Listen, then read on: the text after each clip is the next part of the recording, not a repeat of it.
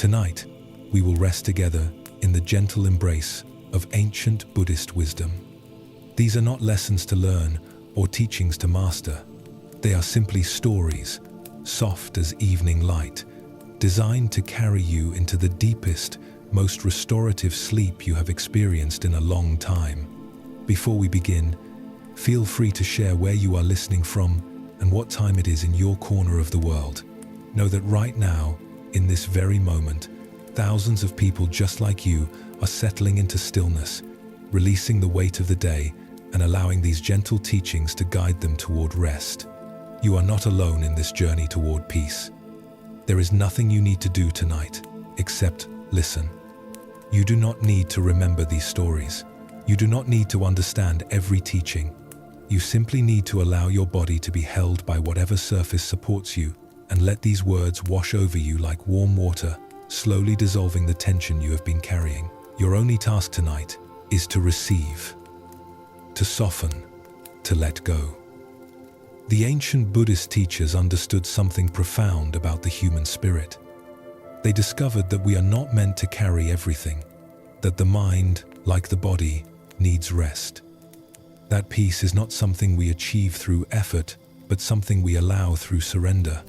Tonight, through these gentle stories, we will learn what they learned. That rest is our birthright, that peace is our natural state, that we can simply be held by the great mystery of existence without needing to understand or control any of it. Breathe slowly now. Feel your chest rise and fall. This breath that moves through you requires no effort from you. It knows what to do. Your heart beats without your instruction. Your body heals without your management. Life knows how to live itself through you. Tonight, you can trust this. You can rest in the knowing that you do not have to make anything happen. You can simply be here, breathing, allowing, receiving. Let us begin. Our first story. In a monastery that sat at the edge of a great forest, where ancient trees grew so tall their tops disappeared into mist, there lived a young monk named Satori, who had come seeking enlightenment with the fierce urgency of a man running from a fire. He meditated for hours until his legs cramped.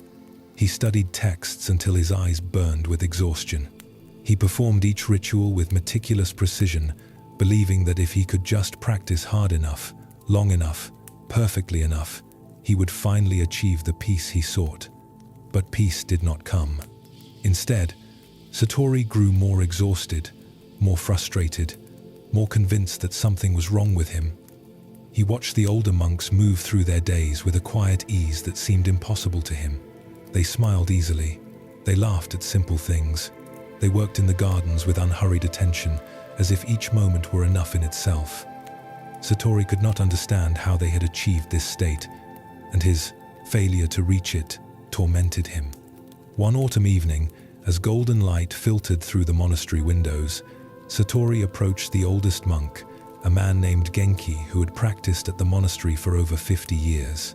"Master Genki," Satori said, his voice tight with desperation, "I have been practicing for 3 years with complete dedication. I sit longer than anyone. I study more texts than my fellow monks. I follow every rule precisely. Yet I feel no closer to peace than the day I arrived. What am I doing wrong? What am I missing?" Genki was sweeping fallen leaves from the courtyard, his movements slow and deliberate. He did not stop his work as Satori spoke. Instead, he continued sweeping, each stroke of the broom gentle and unhurried. After a long silence, he finally looked up at the young monk. "Tell me, Satori, when you are sitting in meditation, what are you doing?" Satori felt confused by the question. "I am meditating, Master. I am watching my breath, maintaining my posture, trying to empty my mind of thoughts." Genki nodded slowly. "And how much effort does this require?" "A great deal," Satori admitted. "My mind is constantly wandering. I have to keep pulling it back. My body wants to move. I have to force it to remain still. Thoughts arise endlessly. I have to fight them away." The old monk set down his broom and gestured for Satori to sit beside him on a stone bench. "Listen carefully," he said, his voice soft as wind through grass. You are practicing very hard, but you are not practicing correctly. You have made meditation into a battle, a struggle against your own nature, and in this battle, you are exhausting yourself trying to become something you believe you should be, rather than accepting what you already are. He picked up a fallen leaf, turning it gently in his weathered hands. Look at this leaf. All summer it grew on the tree, green and full of life. It did not try to be a leaf, it simply was a leaf. Now autumn has come, and the leaf has turned gold and released its grip on the branch. It did not resist this change. It did not fight against falling. It simply allowed what was natural to occur. And now it rests here on the ground, still beautiful, still complete, simply being what it is in this moment. Satori looked at the leaf, then back at his teacher. But Master, I am not a leaf. I am a monk seeking enlightenment. Surely that requires effort, discipline, practice. Genki smiled gently. Yes, practice is necessary. But there is a difference between practice that arises from being and practice that arises from striving. You are striving. You are using tremendous effort to force yourself to become someone you are not. And this striving is the very thing preventing you from discovering the peace that is already present. He stood slowly, his old joints creaking slightly. Tomorrow morning, he said, I want you to try something different. Come to the meditation hall, but do not try to meditate. Simply sit. Allow your body to be as it is. Allow your breath to flow naturally without trying to control it. Allow thoughts to come and go like clouds across the sky. Do not fight anything. Do not try to achieve anything. Simply be present with whatever is actually happening in each moment. Satori felt resistance rising in him. But Master, if I do not try, how will I ever progress? How will I ever achieve enlightenment? The old monk picked up his broom and returned to his sweeping. That, he said quietly, is exactly what you will discover. The next morning, Satori arrived at the meditation hall before dawn, as was his custom. But this time, instead of arranging his cushion with perfect precision, instead of setting his posture with rigid determination, instead of preparing his mind for the coming battle with distraction, he simply sat down. He remembered Master Genki's words, do not try to meditate, simply sit. At first, this felt almost impossible. His entire body was accustomed to the tension of trying. His mind immediately began its familiar litany. Sit straighter, breathe more deeply, focus harder, push away that thought, return to the breath. You are failing, try harder. But then he remembered, do not fight. Simply be present with whatever is actually happening. So Satori allowed his shoulders to relax slightly from their rigid position. He stopped trying to control his breath and simply noticed it flowing in and out at its own rhythm. When a thought arose, instead of battling it, he acknowledged it. There is a thought about yesterday's conversation. There is a thought about whether I am doing this correctly. There is a worry about my progress. Each thought came, was noticed, and then passed on its own, like clouds Master Genki had described, moving across the sky of his awareness. Something began to shift. Without the constant effort of fighting and controlling, Satori noticed space opening up. Space between thoughts, space between breaths, space where there was simply awareness, simply being, simply the quiet presence of this moment existing exactly as it was. A bird sang outside the meditation hall window. Usually, Satori would have judged this as a distraction, something to be ignored or pushed away. But this morning, he simply heard it. The pure sound of the bird's song, clear and complete in itself, requiring nothing from him except the capacity to receive it. And in that receiving, there was something he had not felt in 3 years of desperate practice. There was peace. The meditation session ended, and Satori realized he had no idea how much time had passed. Usually, he counted every minute, eager for the session to end so he could stop fighting with his unruly mind. But this morning, time had simply flowed. There had been moments of ease and moments of difficulty, but he had not been at war with any of it. He had simply been present. Over the following days and weeks, Satori continued this new way of practicing. Some days, it felt easy and natural. Other days, his old habits of striving and fighting reasserted themselves. But gradually, he learned to recognize the difference between practicing from a place of being and practicing from a place of forcing. When he noticed himself striving, tensing, fighting, he would remember Master Genki's words and soften, not giving up the practice, but releasing the grip on how the practice should be. One evening, several months after that first conversation, Satori was working in the monastery garden alongside Master Genki. They were weeding together in comfortable silence, the evening air cool against their skin, the smell of earth rich and alive around them. Satori found himself smiling for no particular reason, not because anything special was happening, but simply because this moment, exactly as it was, felt complete. Master Genki noticed the smile. "You have discovered something," he said. It was not a question. Satori paused in his work, considering. "I think," he said slowly, "I have discovered that peace is not something I need to achieve. It is something that is already here when I stop fighting against what is already here." The old monk nodded. "Yes. And what else have you discovered?" Satori thought about the past months. His practice had actually deepened significantly, but not through increased effort. Through increased allowing. He sat longer now, but the sitting felt effortless. He was more present with each moment, but without the exhausting vigilance he had previously maintained. His mind was clearer, but he had stopped trying to control it. "I have discovered," Satori said, "that the harder I tried to force peace, the more I pushed it away. But when I stopped trying to create peace and simply allowed myself to be present with whatever was actually here, peace was already present. It had been there all along, beneath all my striving."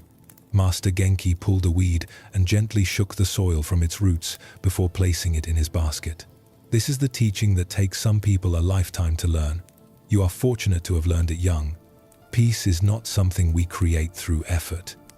It is something we discover by releasing effort. It is not something we achieve by becoming someone different. It is something we recognize by accepting who we already are." He stood slowly, brushing dirt from his hands. The monastery bell rang in the distance, calling the monks to evening meditation. "But you see," Genki continued, "the paradox is that we often need to strive before we can understand the futility of striving. We need to fight before we can appreciate surrender. We need to exhaust ourselves trying to force peace before we can discover the peace that exists in simply being. Your 3 years of struggle were not wasted. They were necessary.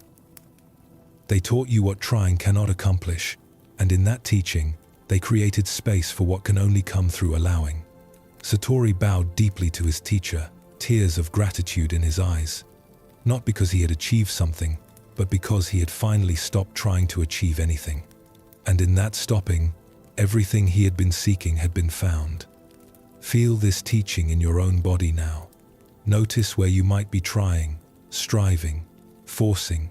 Perhaps you are trying to fall asleep. Perhaps you are trying to relax. Perhaps you are trying to understand these teachings or remember them. What would it feel like to stop trying? To simply allow yourself to be exactly as you are in this moment. Your body knows how to rest. Your mind knows how to quiet. Life knows how to flow through you. Tonight, you do not need to make any of this happen. You only need to stop preventing it from happening. Breathe gently. Let your body sink a little deeper into whatever holds you. Satori's teaching is your teaching. Peace is not ahead of you, waiting to be achieved. It is here now, waiting to be recognized, and it reveals itself not through effort, but through release. Let us continue with another story. In a village that lay in a green valley between 2 mountain ranges, there lived a weaver named May, who was known throughout the region for the extraordinary beauty of her cloth. People would travel for days to purchase fabric she had woven, for her patterns seemed to capture something essential about the natural world. The way light moved through leaves, the way water flowed over stones, the way seasons changed and blended into one another. Her work had a quality that others could not replicate, no matter how skilled they were with the loom. One day, a young weaver named Lin arrived at May's workshop, begging to become her apprentice. "I have studied with 3 masters," Lin said, "and I can weave technically perfect cloth. But my work has no soul. It is correct but lifeless. Please, teach me your secret." May looked at the young woman for a long moment, seeing the desperation in her eyes, the same desperate hunger for mastery that she herself had once carried. Finally, she nodded. "You may stay. But I will not teach you technique. You already know technique. What you lack cannot be taught. It can only be discovered." Lin did not understand, but she agreed. She moved into the small room above May's workshop and began her apprenticeship. Each morning, she expected May to show her special patterns, secret methods, hidden techniques that would unlock the mystery of creating beautiful cloth. But May showed her nothing of the kind. Instead, May sent Lin into the mountains. "Go and sit by the stream," she said. "Watch the water. Do not try to understand it, or capture it, or remember it. Simply watch." Lin obeyed, though she felt confused and frustrated. She sat by the stream for hours, watching water flow over rocks, around fallen branches, through narrow passages and wide pools. At first, her mind was busy with judgment and analysis. "This is a waste of time. I should be at the loom learning. What am I supposed to see here?" But gradually, as the hours passed and the water continued its endless flowing, something in Lin began to settle. The constant chatter of her mind grew quieter. The urgent feeling that she should be doing something more important began to fade. And she simply watched. Water flowing, light dancing, stones worn smooth by patient persistence. After 3 days by the stream, May called her back. "Now go to the forest," she said. "Sit among the trees. Watch how light moves through the canopy, how shadows change as the sun crosses the sky, how wind moves through different types of leaves. Again, do not try to understand or remember. Simply be present with what you see." Lin spent 5 days in the forest, then a week in a meadow watching grasses move in the wind, then days watching clouds, watching birds, watching the way morning mist rose from the valley floor. Weeks passed, and Lin had not touched a loom.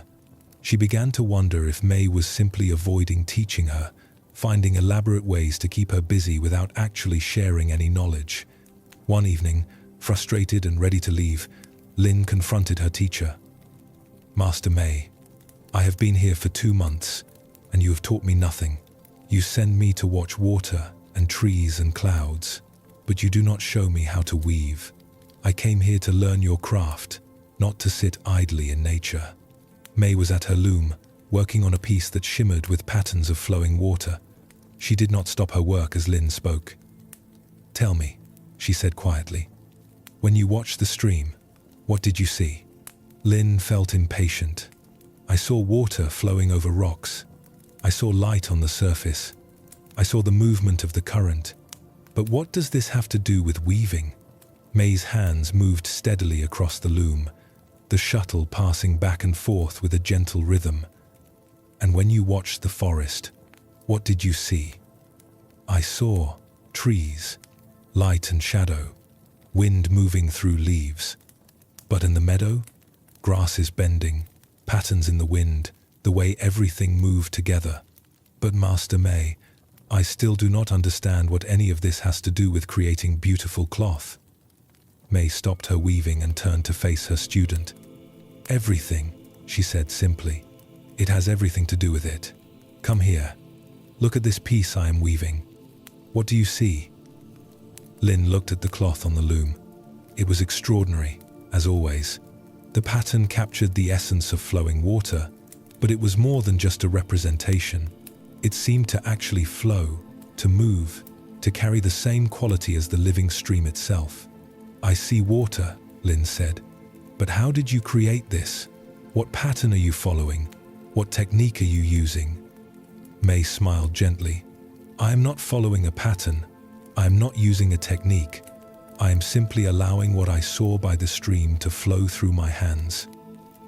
When you watched the water for 3 days, you were not learning to weave. You were learning to see, to be present, to receive what is actually there rather than imposing your ideas about what should be there. She returned to her work, her hands moving with a quality that Lin had not noticed before. There was no hesitation, no calculation, no effort. The weaving seemed to happen by itself, as natural as breathing. "You came here wanting me to give you a secret," Mei continued. "A technique that would make your work beautiful. But beauty does not come from technique. It comes from presence, from seeing clearly, from allowing what you perceive to express itself through your hands without the interference of your controlling mind." Lin felt something shift in her understanding.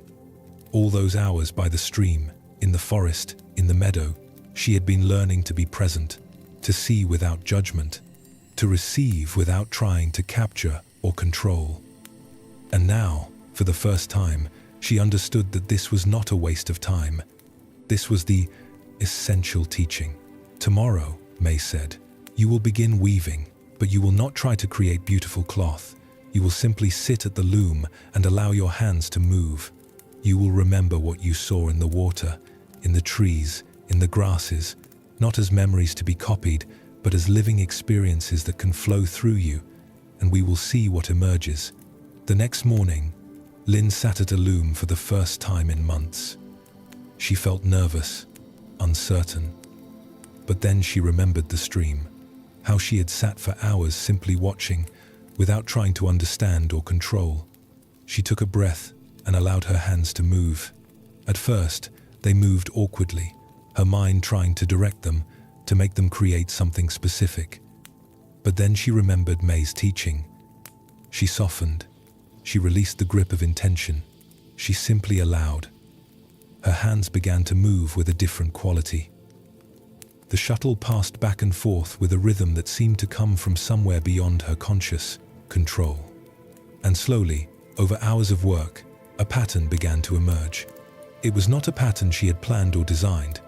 It was a pattern that arose naturally from her hands, carrying within it something of the stream she had watched, the trees she had sat among, the grasses she had observed with patient attention. When she finally stopped, late in the afternoon, she looked at what she had created. It was not technically perfect. There were small irregularities, places where the tension was not quite even, but it had something her previous work had always lacked. It had life. It breathed. It carried the presence of the natural world she had spent weeks observing. Mei came to stand beside her, looking at the cloth without speaking for a long moment. Then she placed a hand gently on Lin's shoulder. "Now you understand," she said quietly. "The beauty you sought was not in technique, it was in learning to be present enough to let beauty flow through you without obstruction. Your hands already knew how to weave. What they did not know was how to step aside and let something larger than your small intentions express itself." Lin continued to study with Mei for another year, but the learning looked nothing like she had imagined. There were no lessons in complex patterns or secret techniques. Instead, Mei would send her student out into the world again and again. Go watch the first snowfall. Go observe how ice forms on the edge of the pond. Go sit with the morning mist as it burns away under the rising sun. Go watch the evening light turn the mountains gold. And between these observations, Lin would weave. But she no longer approached the loom with the tight, controlling energy she had brought to her earlier work. She approached it the way she had learned to approach the stream, with presence, with openness, with a willingness to receive and allow rather than force and control. Her cloth became extraordinary, not because she had mastered new techniques, but because she had learned to step aside and let something flow through her that was larger than her small self. Merchants came from distant cities to buy her work. But Lin found she cared less about their praise than she once had. The joy was not in the recognition, but in the process itself. In the quiet hours at the loom, hands moving in rhythm, mind at rest, simply being present with the emergence of pattern and color and texture. One evening, as Lin prepared to leave and establish her own workshop in a neighboring village, she sat with Mei drinking tea in the golden light of sunset. "Master," she said, "I came here believing you would teach me how to create beauty, but you taught me something entirely different. You taught me how to stop preventing beauty from flowing through me." Mei poured more tea, her movements unhurried and graceful. "Yes, this is the teaching that applies to all of life, not just weaving. We spend so much energy trying to force things to be a certain way, trying to control outcomes, trying to make ourselves into someone we think we should be. And all this trying, all this forcing, all this controlling creates tension.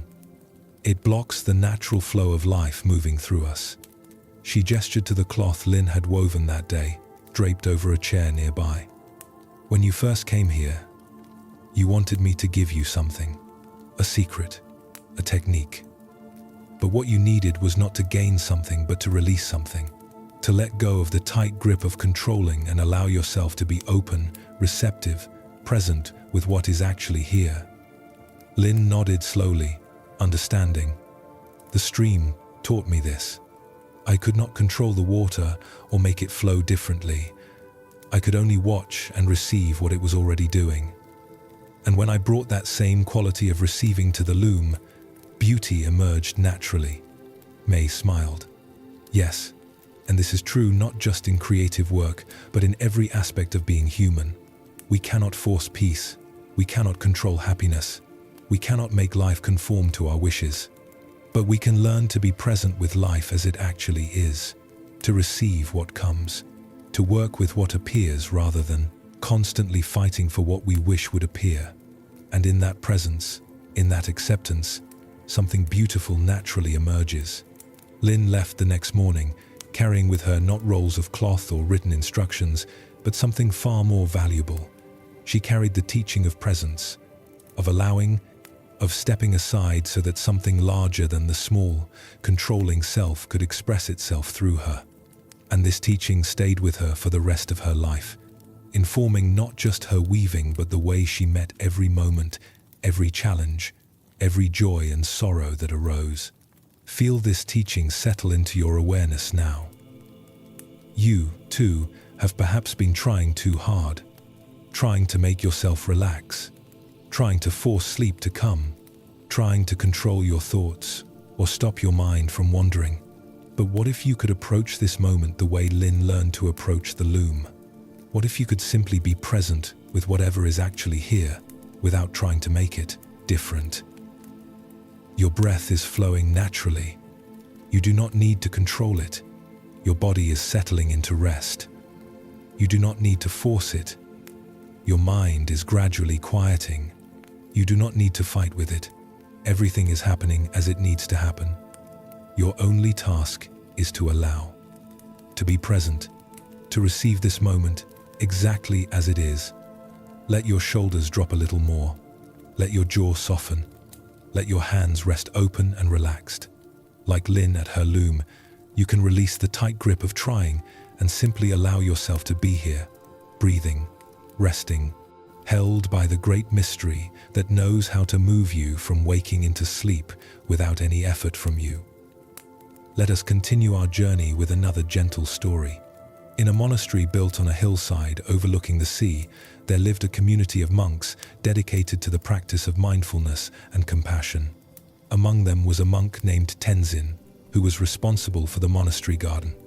Each day, he would tend the vegetables and herbs, pull weeds, water the plants, and maintain the paths that wound through the carefully cultivated space. Tenzin loved this work.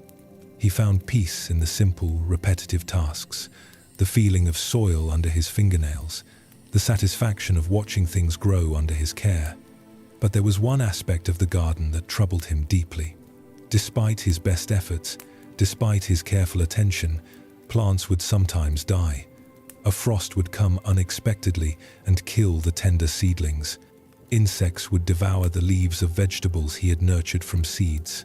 Disease would strike and wither entire rows of plants despite his vigilant care. Each time this happened, Tenzin felt he had failed. He would stand looking at the dead or dying plants, feeling a weight of responsibility and sadness. He had been entrusted with caring for this garden, and he was failing to keep everything alive. The head monk, an elderly woman named Yeshe, noticed Tenzin's distress one afternoon as he stood before a row of bean plants that had been destroyed overnight by hungry rabbits. "You are suffering," she observed quietly, coming to stand beside him. Tenzin nodded, not trusting himself to speak without tears. "Tell me," Yeshe said gently. "What are you suffering about?" "These plants," Tenzin said, gesturing to the ruined row. "I failed to protect them. I should have put up better fencing. I should have checked the garden last night. Because of my negligence, they have been destroyed." Yeshe was quiet for a moment, looking at the damaged plants. "And tell me," she asked, "who is responsible for the sun rising each morning?" Tenzin looked confused. "No one is responsible. The sun rises because that is the nature of the sun and the earth. And who is responsible for the rain falling?" Yeshe continued. "Again, no one. Rain falls according to natural patterns. Who is responsible for winter coming and plants dying back into the earth?" "That is simply the cycle of seasons," Tenzin said. "It happens on its own." Yeshe nodded slowly. "Yes, and who is responsible for rabbits being hungry and eating plants to survive?"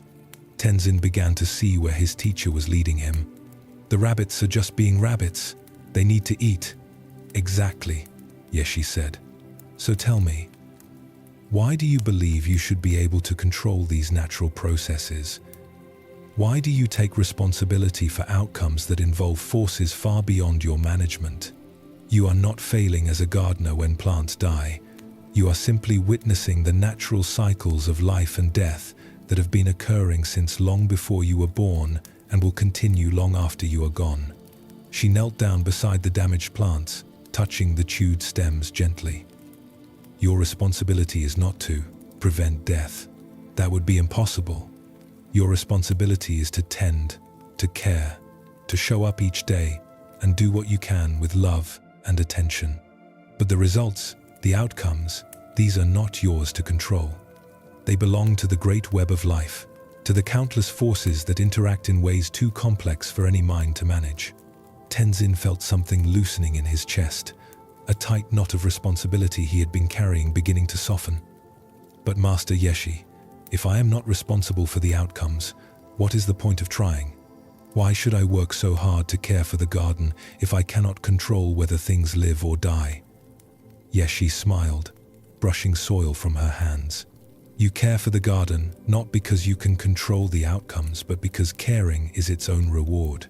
Because showing up with attention and love is what gives your life meaning. Because in the act of tending, you are participating in the great cycle of life, rather than standing apart from it, trying to control it." She stood and gestured across the garden, where many plants were thriving, green and healthy in the morning sun. "Look at all that flourishes. Did you make these plants grow? Did you command the seeds to sprout, the roots to reach down, the leaves to reach up toward the sun?" Tenzin shook his head. "No, I simply created conditions. I planted, watered, weeded, but the plants grew themselves." "Yes, you created conditions. This is your responsibility, to create conditions that support life, to show up with care and attention, to do what you can with what you have.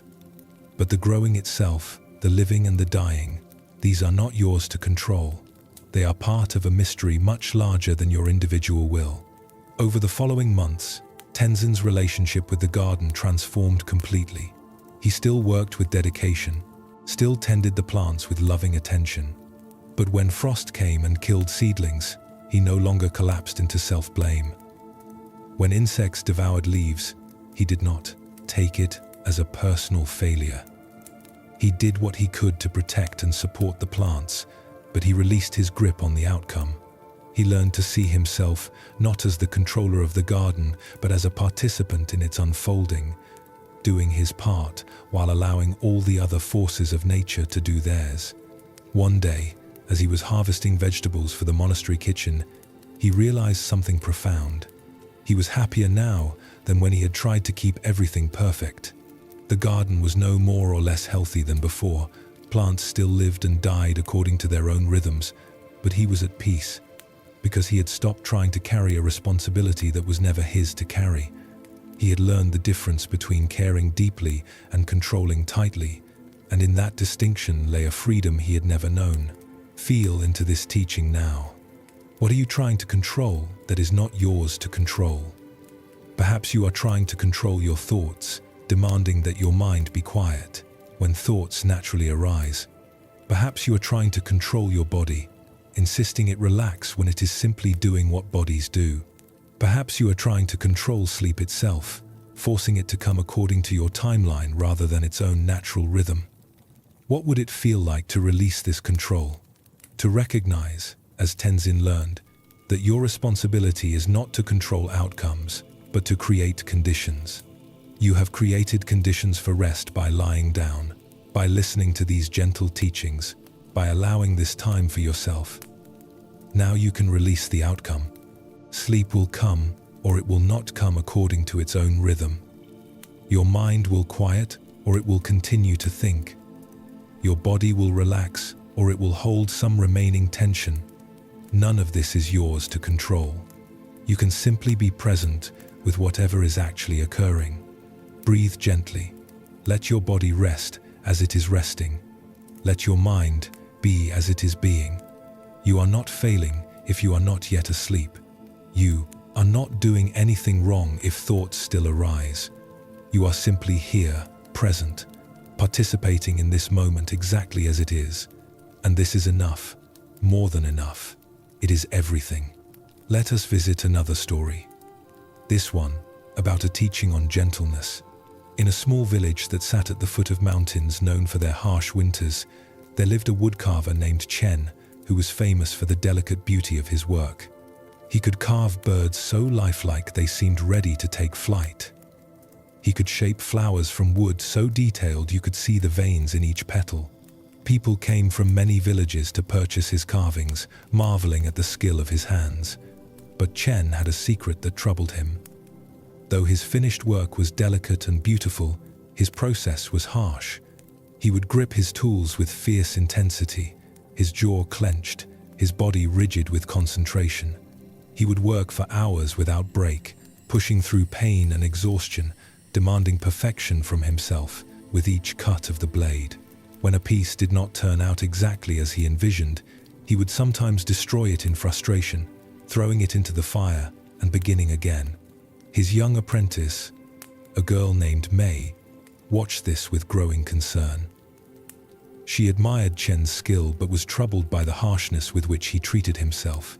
One evening, after Chen had worked for 12 hours straight, barely eating or drinking, Mei gathered her courage and spoke. "Master Chen," she said carefully, "may I ask you something?"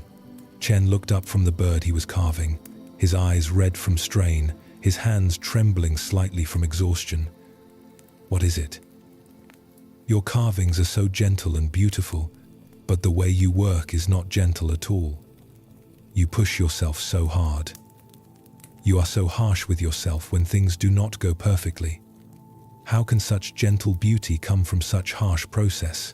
Chen set down his tools, surprised by the question. He had never thought about this before. The beauty of the work was all that mattered, he had always believed. The process was simply what was necessary to achieve that beauty. Hard work, discipline, demanding excellence from himself. But Mei's question troubled him. That night, long after his apprentice had gone to sleep, Chen sat looking at his hands. They were scarred from years of mishaps with sharp tools. His back ached from hunching over his work table. His body was tight with chronic tension from the way he held himself while carving. And he realized that in his pursuit of creating beautiful, gentle things, he had been anything but gentle with himself. The next morning, Chen decided to try something different. Instead of immediately attacking a new piece of wood with his usual fierce intensity, he sat quietly for a few moments. He felt the wood in his hands, noticing its grain, its weight, its particular character.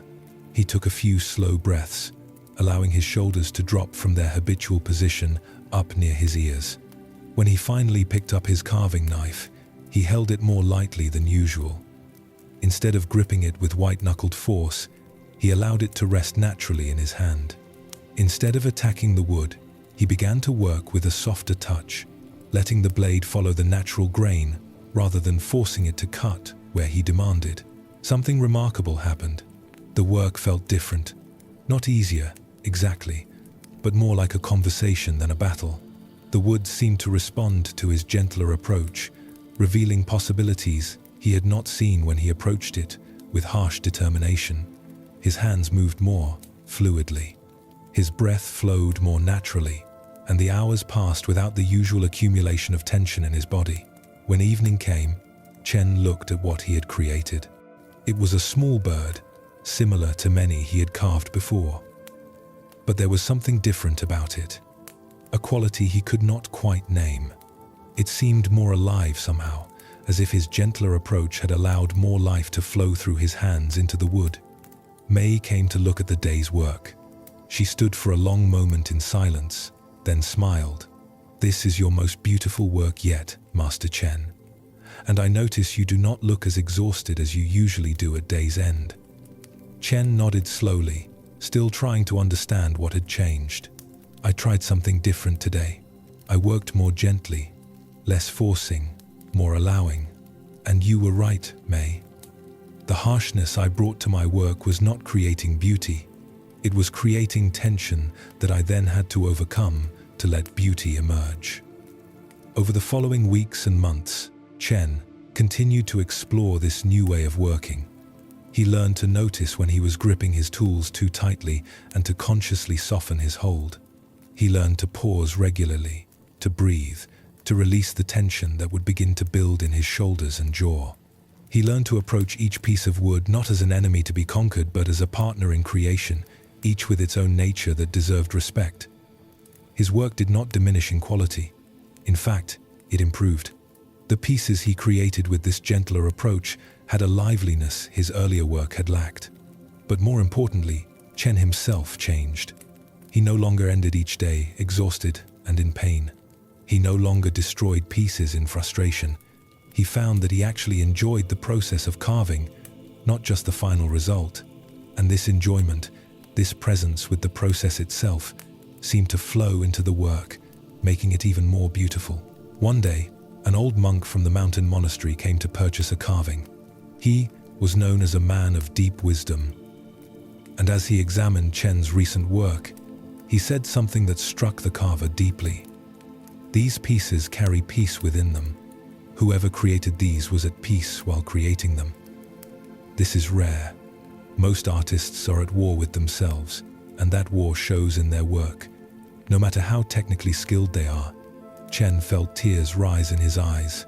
For years, he had been at war with himself, demanding perfection, punishing himself for imperfection, driving himself with harsh intensity. And he had believed this harshness was necessary, that beauty could only be achieved through such fierce discipline. But Mei's simple question had opened a door to a different understanding. That gentleness toward oneself does not weaken the work, it strengthens it. That peace in the process creates peace in the product. The monk selected a carving of a crane, its wings spread as if about to take flight. As Chen wrapped it carefully, the monk said, "Remember this always. The way you treat yourself while creating becomes part of what you create. If you are harsh with yourself, harshness enters the work. If you are gentle with yourself, gentleness flows into what you make." This is true not just in carving, but in all of life. After the monk left, Chen sat for a long time with these words, and he realized they applied to everything, not just his craft. The way he spoke to himself in his mind, the way he drove his body, the way he judged his own efforts. All of this harshness created suffering that served no purpose. It did not make him better or more skilled. It only made him miserable. From that day forward, Chen practiced gentleness not just in his carving but in all aspects of his life. When he noticed harsh self-criticism arising, he would soften it. When he felt himself pushing too hard, he would pause and breathe. When he made a mistake, instead of berating himself, he would simply acknowledge it and begin again with patience.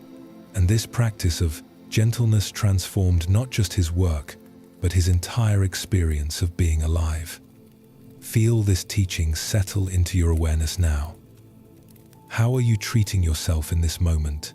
Are you being harsh, demanding that you fall asleep immediately, judging yourself for any remaining wakefulness? Are you pushing, forcing, demanding that your body and mind perform according to your wishes? What would it feel like to be gentle with yourself right now? To accept that you are exactly as you should be in this moment. Your body is doing its best to rest. Your mind is gradually quieting in its own time. You are not failing if sleep has not yet come.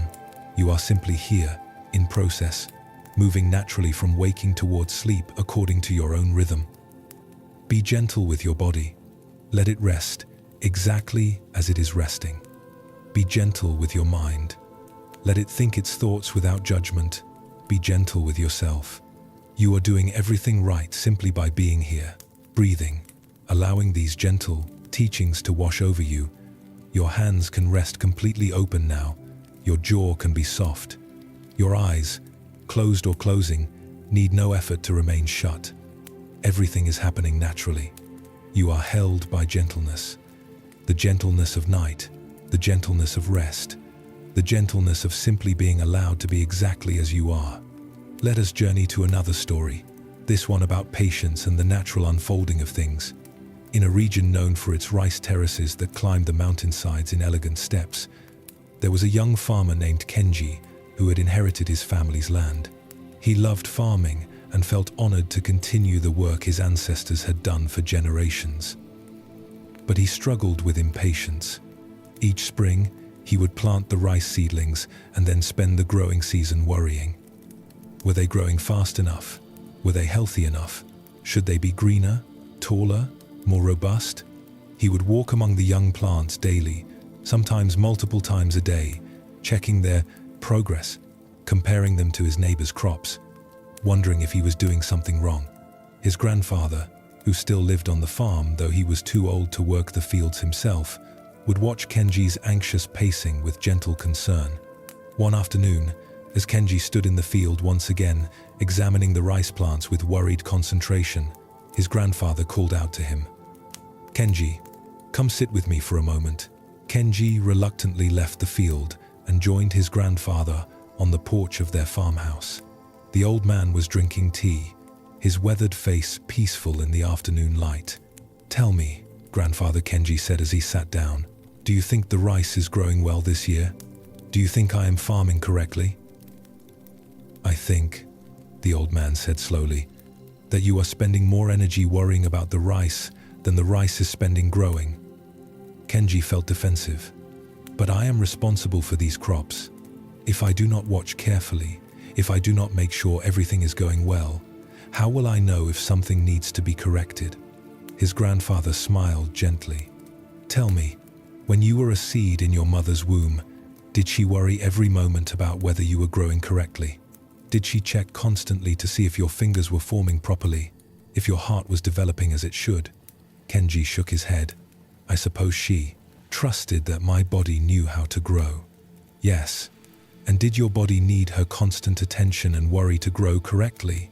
Or did it simply do what bodies do, following a wisdom deeper than conscious thought?" "It grew on its own," Kenji admitted, "following patterns that have been working for countless generations." The old man nodded, sipping his tea. "And the rice is the same. Those plants carry within them the wisdom of thousands of generations of rice. They know how to grow. They know how to send roots deep and push shoots toward the sun. They know how to flower and form grain. This knowledge is in their very nature. Your job is not to make them grow or to worry them into growing correctly. Your job is simply to provide good conditions and then trust the process." "But grandfather," Kenji protested, "what if something goes wrong? What if there is disease or drought or pests? Then you will respond when the problem appears, his grandfather said calmly. But worrying about problems that have not yet occurred does not prevent them. It only steals your peace in the present moment. And checking the plants constantly does not make them grow faster. It only disturbs their natural process. He set down his teacup and looked directly at his grandson. Let me tell you something I learned after 60 years of farming. Plants, like all living things, can feel the energy we bring to them. When you walk among the rice with worry and anxiety, constantly checking and measuring and comparing, you bring the energy of distrust. You communicate to the plants that you do not believe they know how to grow, that you must control and manage every aspect of their development. But when you walk among them with calm presence, when you simply observe and appreciate without anxious interference, you bring the energy of trust. You communicate that you believe in their innate wisdom, that you trust the process that has been working since rice first grew on this earth. And plants respond to this trust. They grow better in the presence of calm confidence than in the atmosphere of anxious management.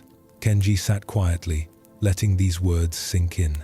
He realized that his constant checking and worrying came from a deep fear that he was not a good enough farmer, that without his constant vigilance something terrible would happen and he would fail. But this fear was exhausting him and, as his grandfather suggested, might actually be interfering with the natural process he was trying to support. What should I do instead? He asked. His grandfather gestured toward the terraced fields spreading below them, golden green in the afternoon light. Do what needs to be done. Water when the fields need water. Weed when weeds appear. Repair the terrace walls when they need repair. But do these things with presence and trust, not with anxiety and fear. Do them because you are caring for the land, not because you are trying to force a particular outcome. He paused, then continued, and spend less time checking if the rice is growing and more time simply being present with the beauty of your farm. Notice the way evening light catches the water between the terraces. Listen to the frogs singing at dusk. Watch the egrets that come to feed in the shallow water. Feel gratitude for this land that feeds you and your family. This presence, this appreciation, this gratitude, these are the energies that support growth, not constant measuring and worrying. Over the following weeks, Kenji practiced what his grandfather had taught. Each morning, he would walk through his fields, but instead of anxiously examining every plant, he simply observed with appreciation. He noticed the way young rice shoots moved in the breeze. He watched dragonflies darting over the water. He felt the sun warm on his back and the mud cool between his toes. When he noticed himself beginning to worry or check obsessively, he would pause, breathe, and return to simple presence. Something shifted in him. The constant anxiety that had been his companion since taking over the farm began to ease. He found himself enjoying his work in a way he had not since he was a child helping his grandfather. And the rice, perhaps sensing his calmer energy, or perhaps simply following its own ancient wisdom, grew beautifully. The plants were healthy and strong, and when harvest time came, the yield was abundant. His grandfather came to stand with him on the final day of harvest, looking out over the cut fields where bundled rice lay drying in the sun. "You worried less this year," the old man observed. Kenji smiled. "Yes, I learned to trust more, to do my work with presence rather than anxiety, and everything turned out well." His grandfather nodded. "This year you learned something that most farmers take decades to understand, that our job is not to control nature but to work with it, not to force outcomes but to create conditions and then trust the process.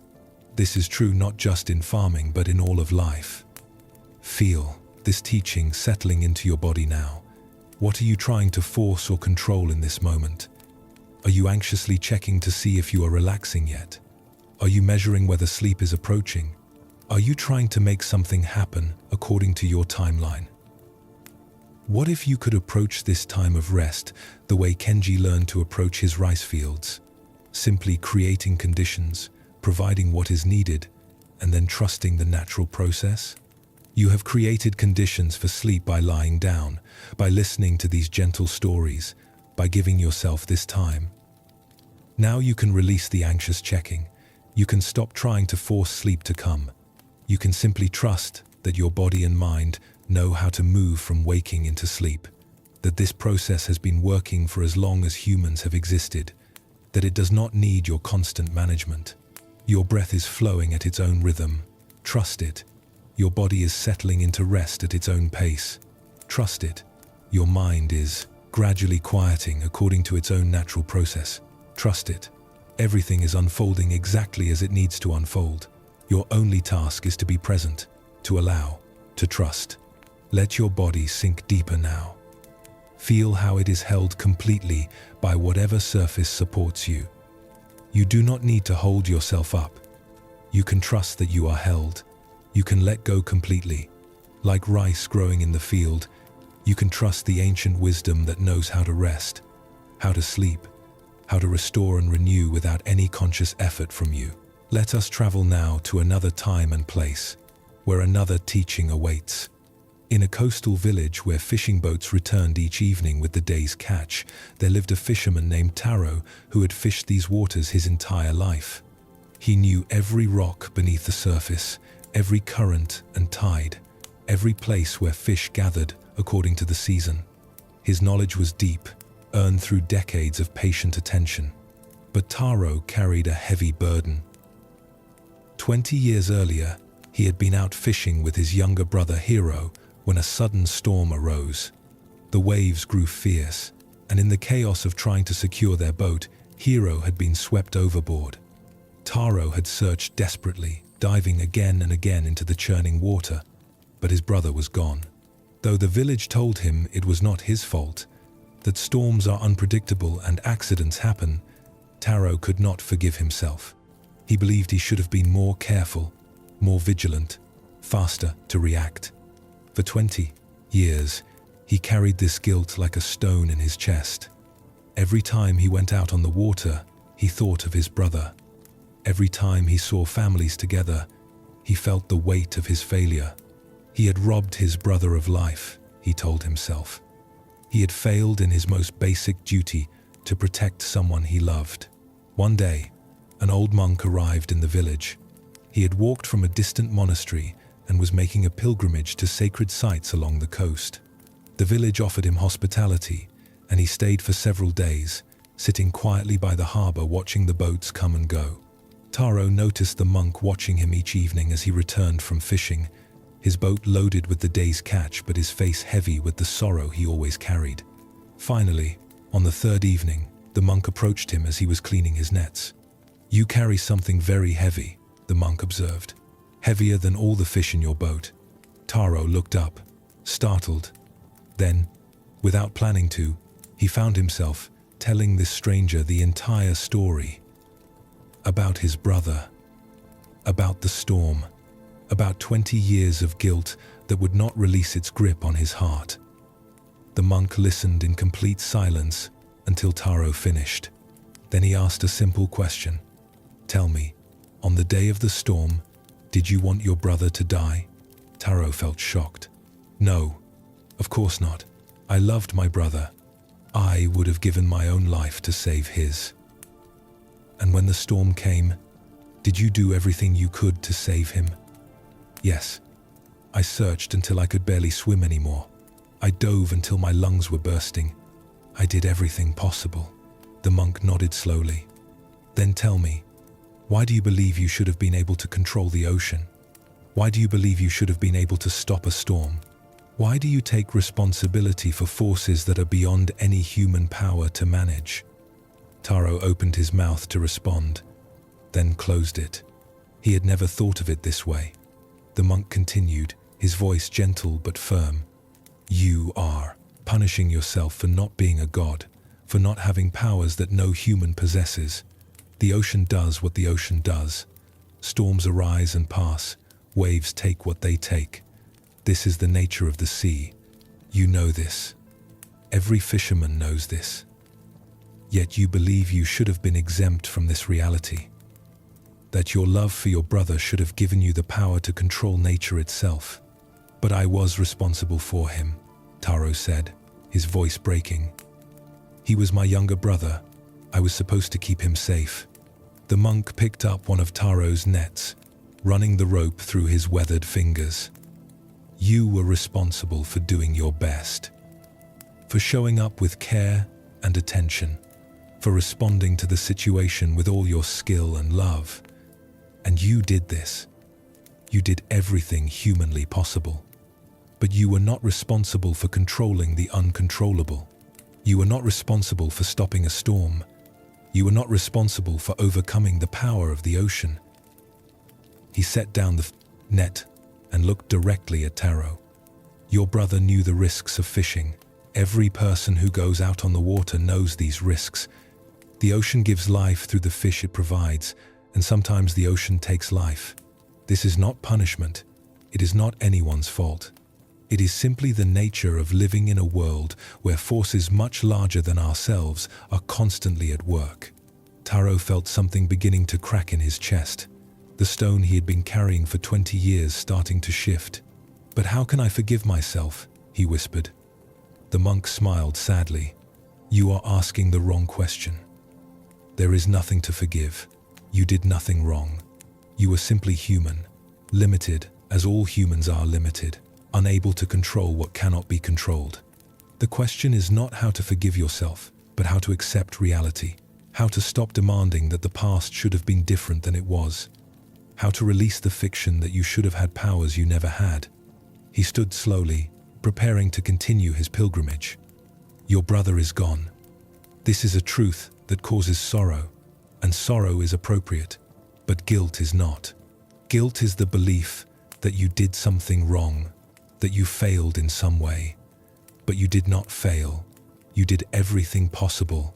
You simply encountered the limits of what any human can do. And these limits are not failure. They are simply reality. The monk placed a hand on Taro's shoulder. For 20 years, you have been carrying your brother in the form of guilt. Perhaps it is time to carry him differently.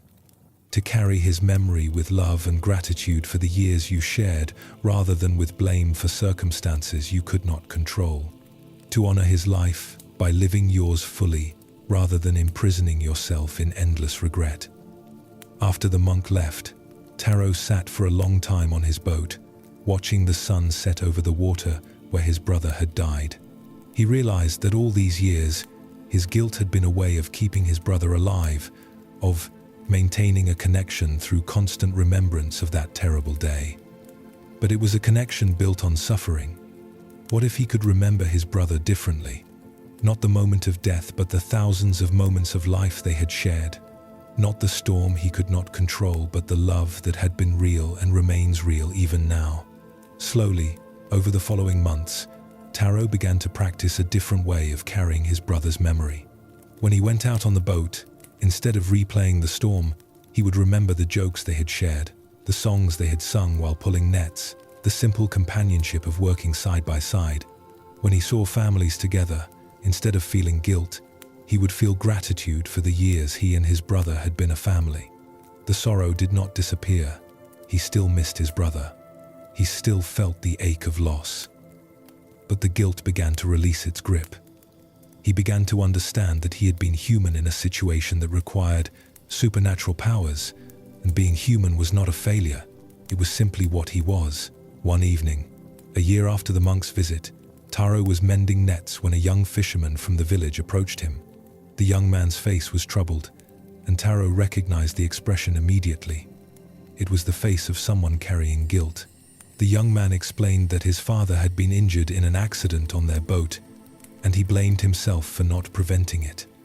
I should have seen the problem earlier, he said. I should have checked the equipment more carefully. It is my fault he is hurt.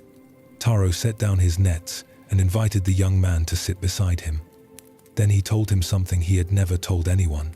He shared the story of his brother, of the storm, of 20 years of guilt that had poisoned his life.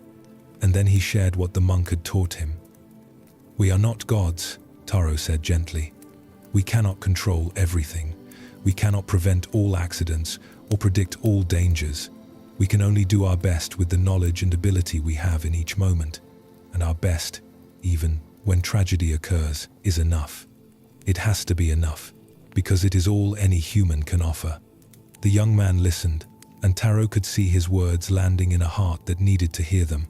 As he spoke, Taro realized that his own suffering had not been meaningless. It had given him the ability to recognize and help ease the suffering of another. His brother's death and his long journey through guilt toward acceptance had created in him a capacity for compassion that he could now offer to others. This realization did not erase his sorrow, but it gave it meaning. It transformed his brother's death from a senseless tragedy into part of a larger story, one in which suffering could become the ground for compassion, in which personal pain could become the doorway to understanding others' pain. From that day forward, Taro became known in the village not just as a skilled fisherman, but as someone people came to when they were struggling with guilt or regret. He would listen to their stories with the deep understanding of someone who had walked that painful path himself, and he would gently remind them of what the monk had taught him, that being human means being limited, and these limits are not failures, that we can only do our best, and our best is enough, even when outcomes are not what we wished. Feel this teaching settle into your awareness now. What guilt are you carrying? What do you blame yourself for? What past action or inaction haunts you, keeping you from peace? Take a moment to consider whether you are, like Taro, taking responsibility for things that were beyond your control, whether you are demanding that you should have had powers you never possessed. We are all limited. We cannot see the future. We cannot control how others respond. We cannot prevent all suffering or solve all problems. We can only do our best in each moment with the awareness and ability we have at that time. And sometimes our best is not enough to prevent painful outcomes. This is not failure. This is the nature of being human in a world much larger and more complex than any individual can manage. If you are carrying guilt, consider the possibility that you are punishing yourself for being human, for having limits, for not being all-knowing and all-powerful. What would it feel like to release this, to accept that you did your best, even if your best was not enough to prevent pain? To forgive yourself not for doing something wrong, but for being human in circumstances that required more than any human can give. Breathe gently now. As you exhale, imagine releasing some of the weight you have been carrying. You do not need to carry the whole world. You do not need to be responsible for things beyond your control. You can simply be here, in this moment, breathing, resting, allowing yourself to be held by something much larger than your individual efforts. Let your body soften a little more. Let your heart soften. Let the story you tell yourself about your failures soften and perhaps shift. You have always been doing your best, even when it did not feel like enough. Even when the outcomes were painful, you have always been trying, caring, doing what you could with what you had. And this is enough. You are enough. Let us journey to another teaching, another story. In a temple known for its beautiful rock garden, where carefully raked gravel and precisely placed stones created a landscape of profound simplicity, there lived a young nun named Akiko, who was responsible for maintaining the garden.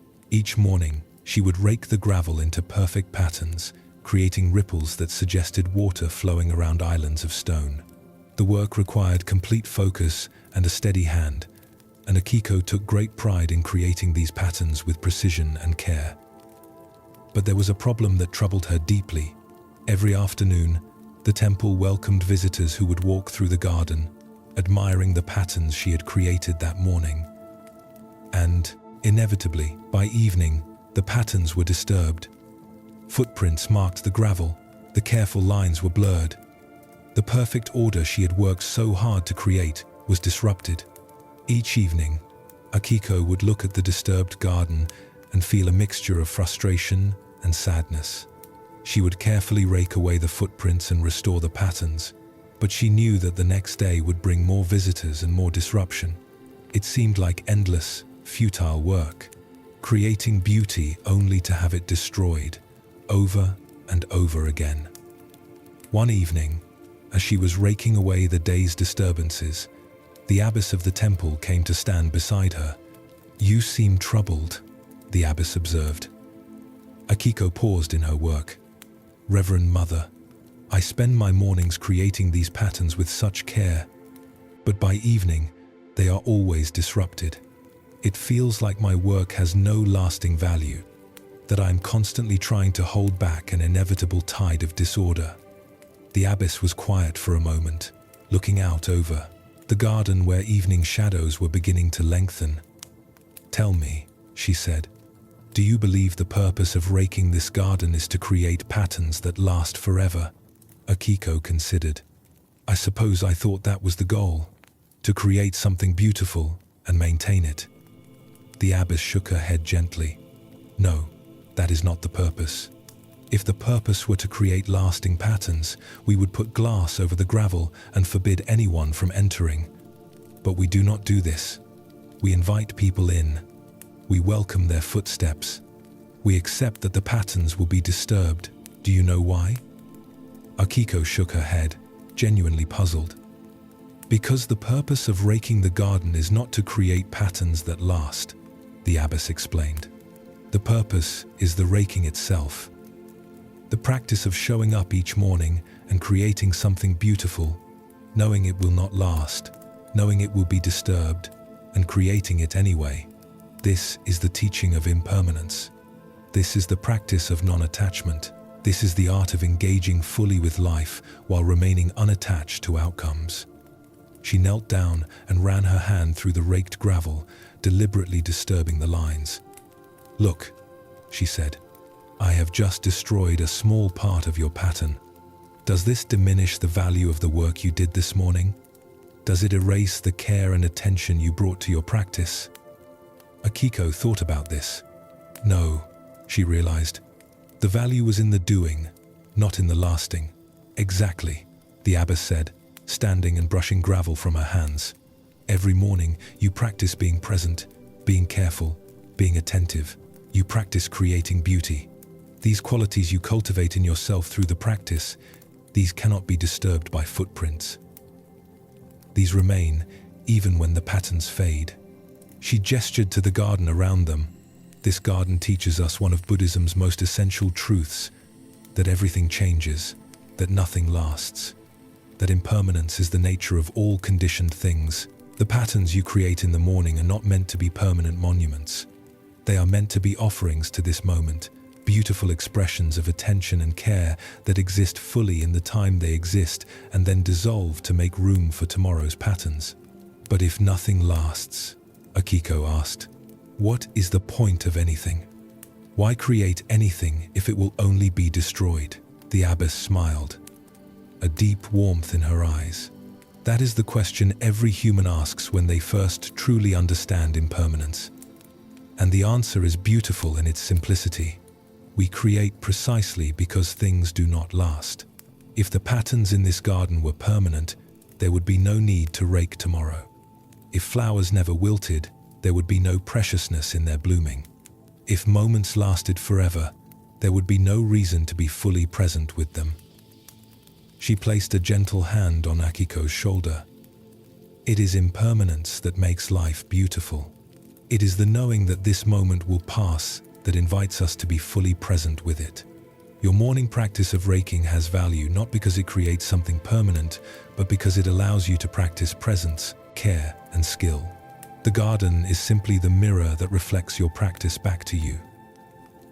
Over the following weeks, Akiko's relationship with her work transformed completely. She still raked each morning with the same attention and care. But when evening came and she saw the footprints marking the gravel, she no longer felt frustration. Instead, she felt gratitude. Gratitude that visitors had come to appreciate the garden. Gratitude that the garden could be a place where people walked and reflected. Gratitude for the opportunity to practice creating beauty again tomorrow, fresh and new. She began to see the disturbed patterns not as destruction, but as evidence of life. As proof that the garden was not a museum piece to be preserved behind glass, but a living space that served its purpose by being used, by being walked through, by being part of people's days. The footprints were not ruining her work, they were completing it, showing that what she created each morning had entered into relationship with the world.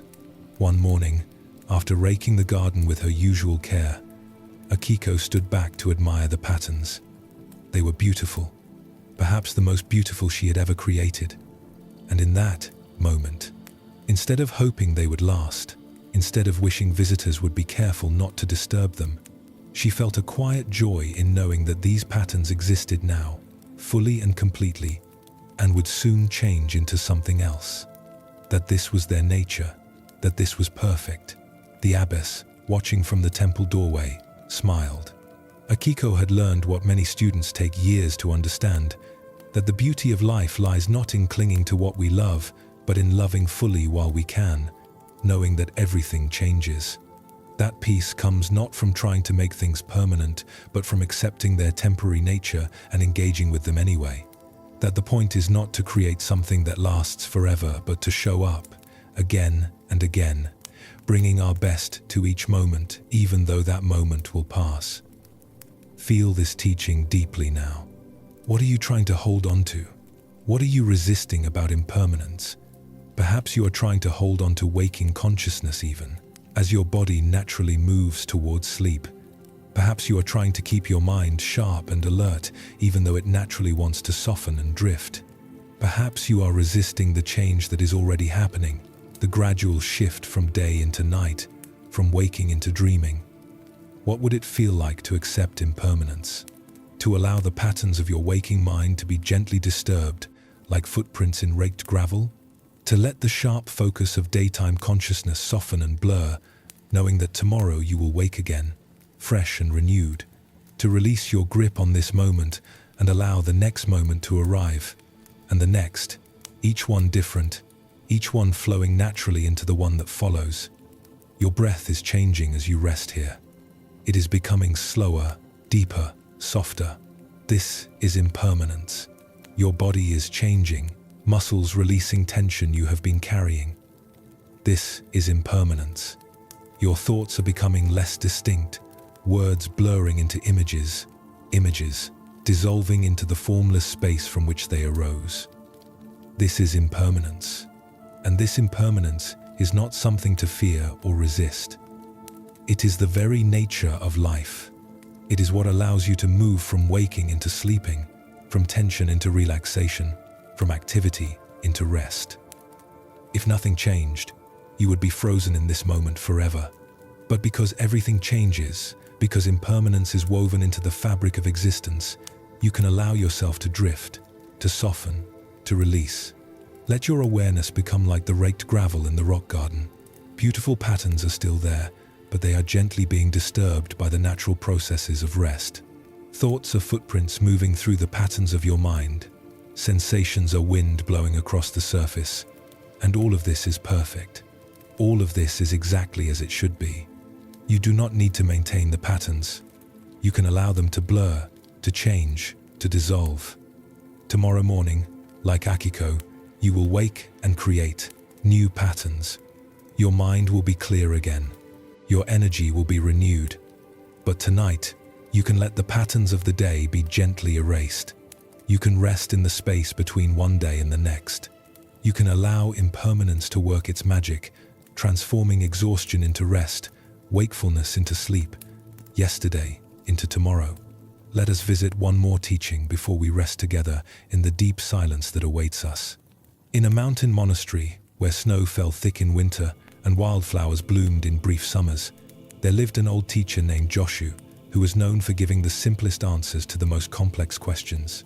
Students would come from distant places to ask him about the nature of enlightenment, the meaning of existence, the path to liberation. And Joshu would answer with words so plain that many felt disappointed, believing there must be some hidden depth they were missing. One day, a scholar arrived who had studied Buddhism for 20 years. He had read countless texts, memorized sutras, understood complex philosophical concepts, but he felt his knowledge was somehow empty, that despite all his learning, he had not truly understood the essence of the Buddha's teaching. "Master Joshu," the scholar said, bowing deeply, I have studied for 20 years, but I do not feel I have penetrated to the heart of the Dharma. Please, can you tell me the essential teaching? What is the one thing I must understand to awaken? Joshu was drinking tea. He took a slow sip, set down his cup, and said simply, "Have you eaten your breakfast?" The scholar felt confused. "Yes, master. I ate this morning." "Then wash your bowl," Joshu said, and returned to his tea. The scholar stood there, uncertain whether this was the complete teaching or whether he was being dismissed. "Have you eaten your breakfast? Wash your bowl?"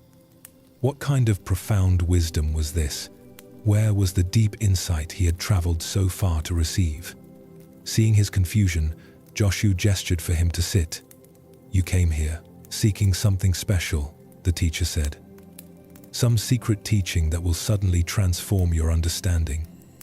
But you are looking right past what is most essential. When you eat, do you simply eat? Or is your mind somewhere else? Thinking about past meals or future meals, judging whether this food is as good as food you have had before?" The scholar admitted, "Usually my mind wanders while I eat. I am often thinking about other things. And when you wash your bowl, are you fully present with the washing? Or is your mind already moving ahead to the next task?" "I suppose I am usually thinking about what comes next." Joshu nodded slowly. "This is why you do not understand. Despite 20 years of study, you are always living somewhere other than where you are. When you eat, you are not eating. When you wash, you are not washing. When you study, you are thinking about enlightenment instead of simply studying. You have filled your mind with concepts about awakening, but you have forgotten how to simply be awake to this moment." The scholar felt something shift in his understanding, a crack appearing in the edifice of his complex knowledge. "Are you saying that enlightenment is just eating when you eat and washing when you wash?" Joshu smiled. "Just. There is nothing simple about truly eating when you eat. Most people go their entire lives without doing it even once. They eat while thinking, planning, remembering, worrying. They wash while their minds are already somewhere else. They live their whole lives one step removed from their actual experience, always in their heads, never fully present with what is actually happening." He poured more tea, the simple act performed with complete attention. The Buddha's teaching is not complicated. Be here, be fully present with whatever you are doing in this moment. When you sit, just sit. When you walk, just walk. When you eat, just eat. This is the entire teaching. Everything else, all the philosophy and analysis and complex meditation techniques, these are just different ways of pointing to this one simple truth. Be here now. But the scholar still felt uncertain. "Master, I have been practicing meditation for years. I can sit for hours. Surely that is being present?" Joshu shook his head gently. "If you can sit for hours while your mind wanders through memories and plans and fantasies, you are not being present. You are simply holding your body still while your attention is scattered across time. True presence is not about how long you can maintain a posture.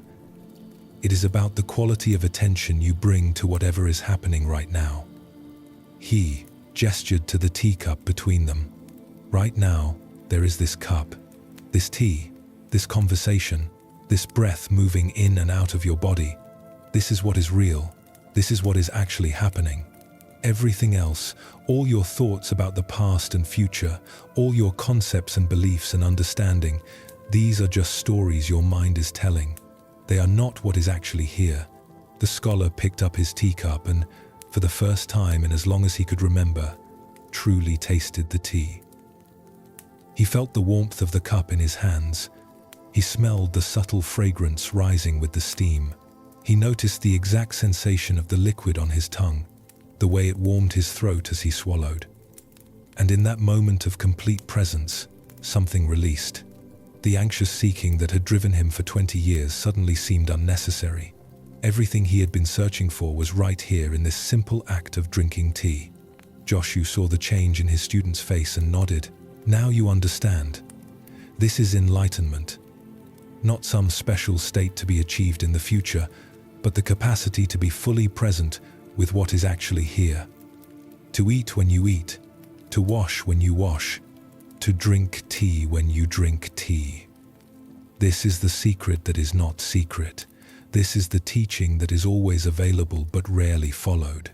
The scholar stayed at the monastery for several more weeks, but his practice had completely changed.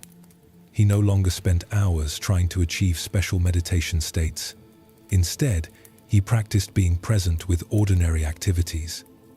When he swept the floor, he simply swept, feeling the broom in his hands, seeing the dust gather, hearing the soft sound of bristles on wood. When he ate, he simply ate, tasting each bite, feeling the textures, noticing the sensations of chewing and swallowing. And he discovered that this simple practice of presence was more transformative than all his years of complex study had been. When he was truly present, his constant mental commentary quieted. When he was fully here, the anxious seeking for something better or different dissolved. When he simply ate or walked or washed, there was a completeness to the experience that needed nothing added. Before he left, he asked Joshu one final question. "Master, will I lose this understanding when I return to my ordinary life?" Joshu smiled. "There is no ordinary life. There is only this moment, and this moment, and this moment. Each one extraordinary when you are fully present with it. You will forget. Yes, the mind has a habit of wandering. But now you know the practice. When you notice you have left the present moment, simply return. Have you eaten your breakfast? Wash your bowl. This simple instruction is always available to bring you back." The scholar bowed deeply, tears of gratitude in his eyes. "Thank you, Master. You have given me what 20 years of study could not give me. You have taught me to be here." And Joshu replied simply, "I have taught you nothing. I have only reminded you of what you already knew but had forgotten." The capacity for presence is not something you need to gain. It is what you are when you stop trying to be somewhere else. Feel this teaching settling into your body now. Right now, you are here. Your body is resting on this surface. Your breath is moving in and out. Sounds are present in your environment. Sensations are arising and passing in your awareness. This is what is actually happening. This is reality. But perhaps your mind is somewhere else. Perhaps you are thinking about yesterday or tomorrow. Perhaps you are planning or worrying or remembering. Perhaps you are judging whether you are relaxing correctly or falling asleep properly. And in all this mental activity, you are missing what is actually here. What would it feel like to simply be present? To feel your body exactly as it is right now? To notice your breath without trying to change it? To hear the sounds around you without labeling them good or bad? To be here, fully here, with this moment exactly as it is. You do not need to go anywhere or become anyone else. You do not need to achieve any special state. You simply need to be present with what is already here. The rest will happen by itself. Your body knows how to rest. Your mind knows how to quiet. Sleep knows how to come. But these natural processes can only unfold when you stop trying to force them and simply allow yourself to be present with what is actually happening. Your breath is slower now. This is what is actually happening. Your body is heavier, more relaxed. This is what is actually happening. Your thoughts are becoming less distinct, less urgent. This is what is actually happening. You do not need to do anything about any of this. You simply need to notice it, to be present with it, to allow it. When you eat, eat. When you wash, wash. And when you rest, simply rest. Do not try to rest. Do not plan your resting or judge your resting or worry about your resting. Simply be present with the actual experience of resting that is happening right now.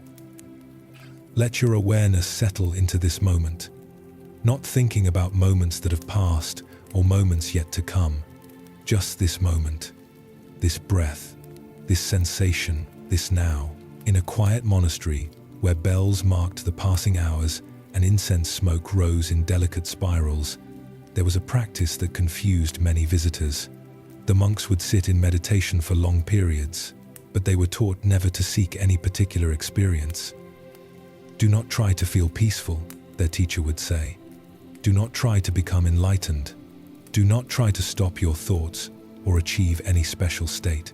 Simply sit, simply be present with whatever arises. A young monk named Kenji found this instruction baffling. If we are not trying to achieve anything, he asked his teacher, why do we practice at all? What is the point of sitting for hours if we are not trying to get anywhere? His teacher, an elderly nun named Eshun, smiled at the familiar question. She had asked it herself many years ago. Come with me, she said, and led Kenji out of the meditation hall and into the monastery garden. It was early spring, and the cherry trees were just beginning to bloom. Eshun stopped beneath one of the trees and pointed upward. Tell me, she said, is this tree trying to bloom? Kenji looked at the delicate pink blossoms emerging from dark branches.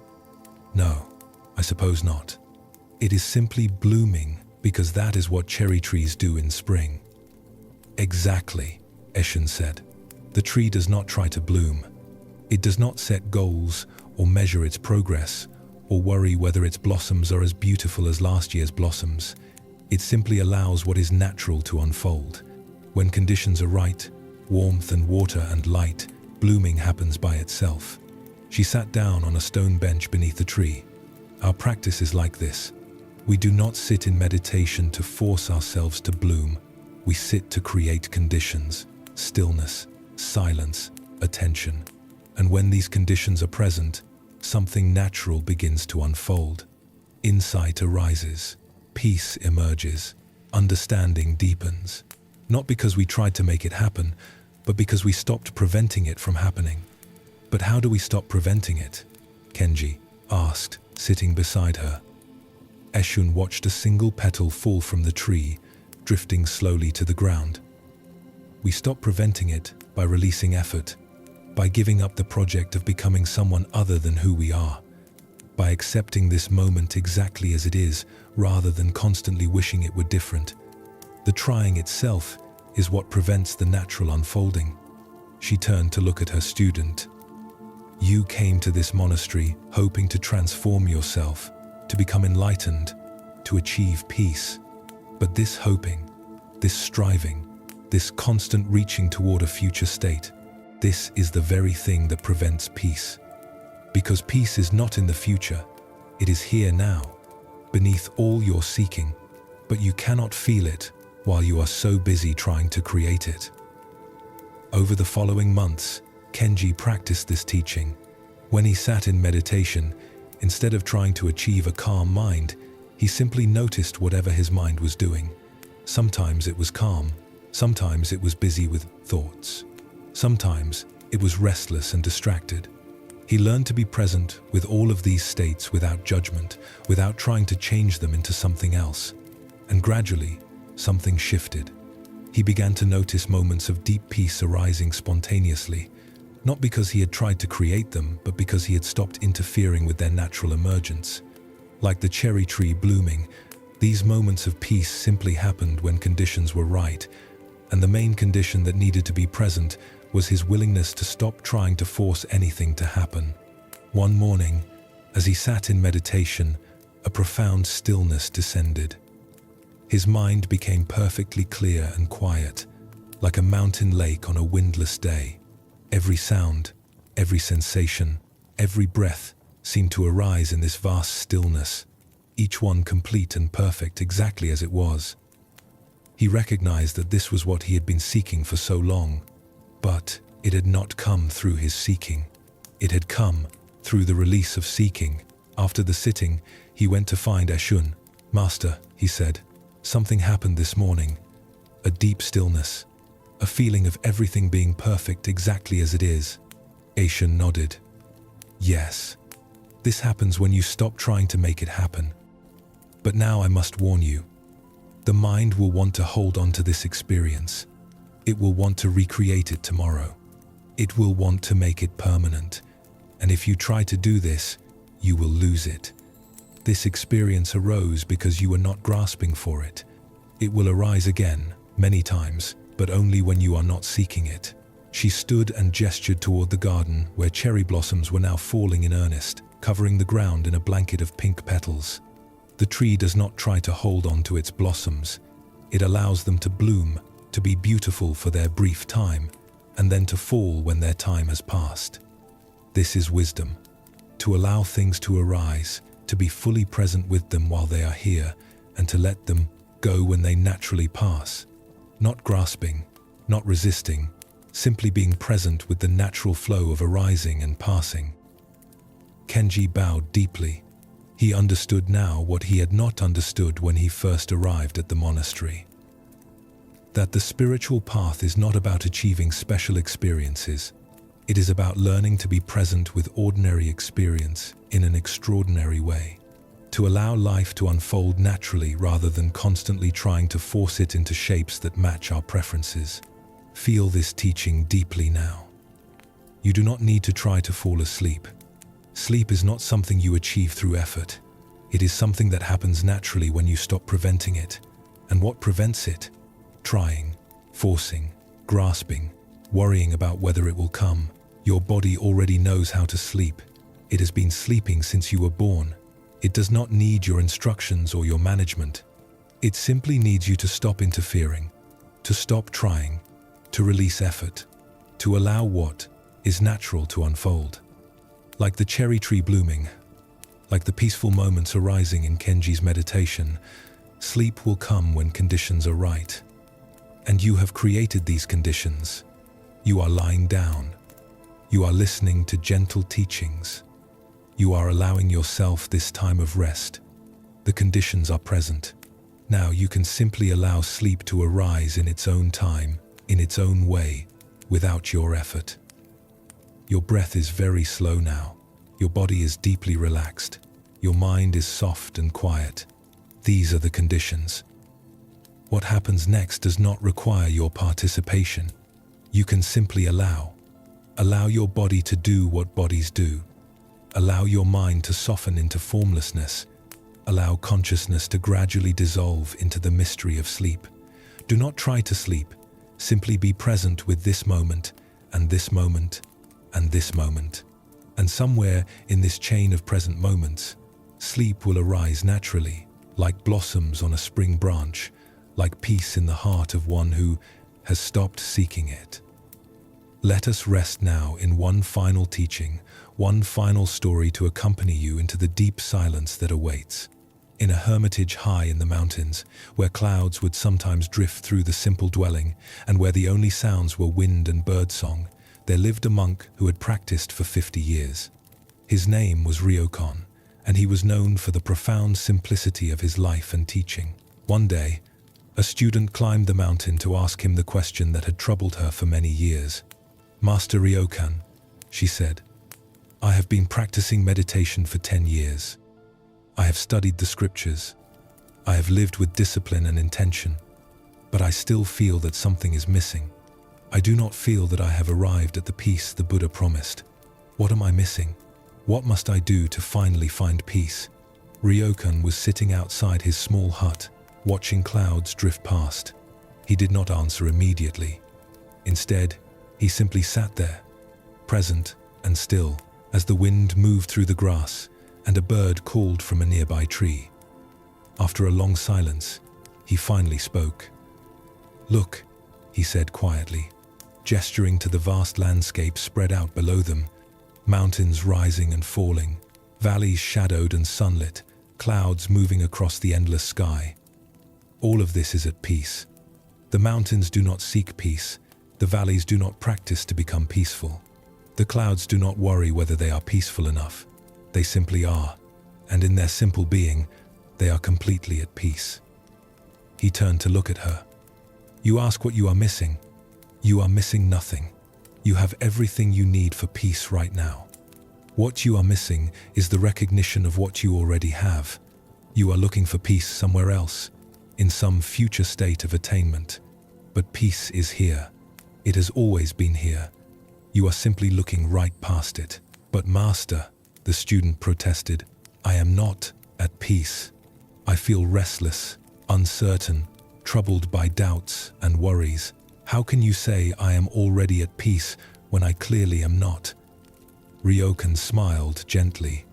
You are confusing peace with the absence of difficulty. You believe that peace means never feeling restless or uncertain or troubled. But this is not peace. This is numbness. This is death.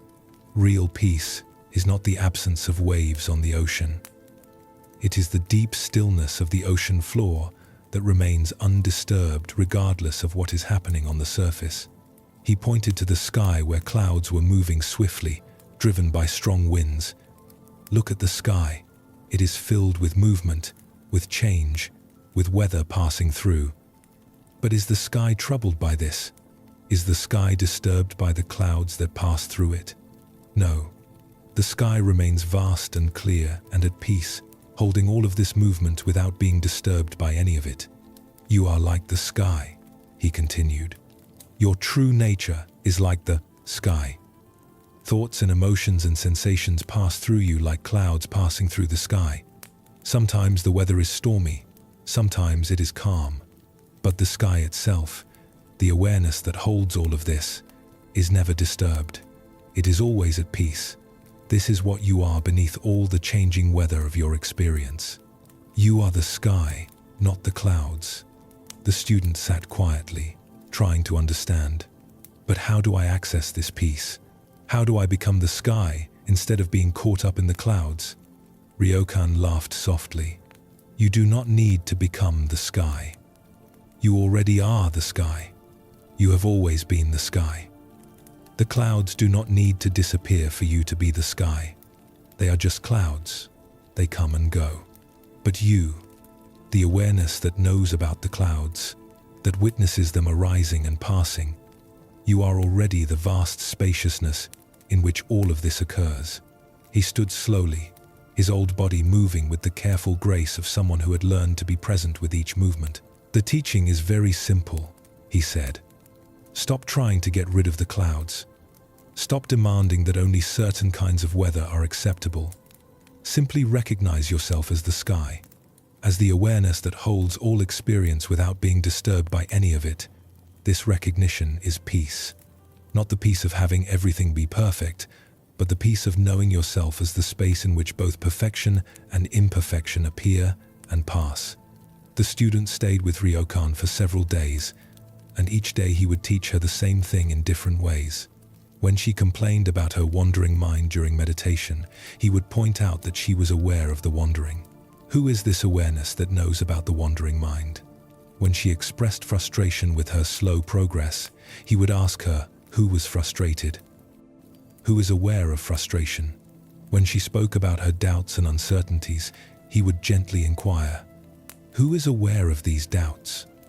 Always, his teaching pointed back to the same recognition, that beneath all the changing content of experience, there is an awareness that never changes, an awareness that is present through every thought, every emotion, every sensation, an awareness that is not disturbed by any of what passes through it. And this awareness, this witnessing presence, is what we are. It is our true nature.